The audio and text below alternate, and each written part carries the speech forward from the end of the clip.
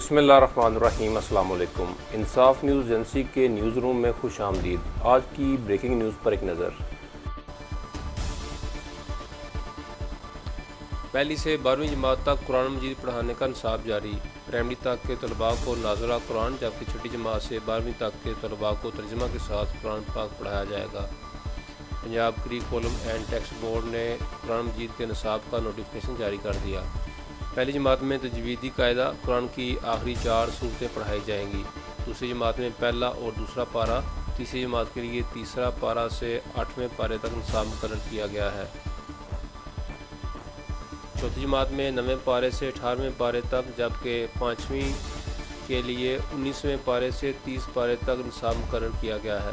پہلی تا 5ویں جماعت تک صرف ناظرہ قرآن پڑھایا جائے گا۔ چھٹی سے 12ویں جماعت تک قرآن کی صورتوں کو ترجمہ کے ساتھ پڑھانا ہوگا۔ ٹیکسٹ بک بورڈ نے 88 صفحات پر مشتمل قرآن نصاب کو رواں سال سے تعلیمی اداروں میں لاگو کرنے کے احکامات جاری کر رکھے ہیں۔ علاوہ ازیں پنجاب ایگزامینیشن کمیشن کی جانب سے جاری کی گئی پالیسی کے مطابق پہلی تا 5ویں جماعت تک کے طلباء کا ناظرہ قرآن کا امتحان ہوگا۔ پرائمری جماعت کے طلباء کو 50 نمبروں پر مشتمل ناظرہ قرآن کا پرچہ دینا ہوگا۔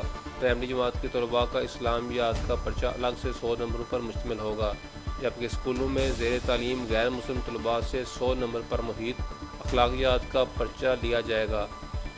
پنجاب کے تمام اضلاع کی ایجوکیشن اتھارٹیز کے سربراہان کو ناظرہ قرآن کے پرچے سے متعلق احکامات جاری کر دیے گئے ہیں۔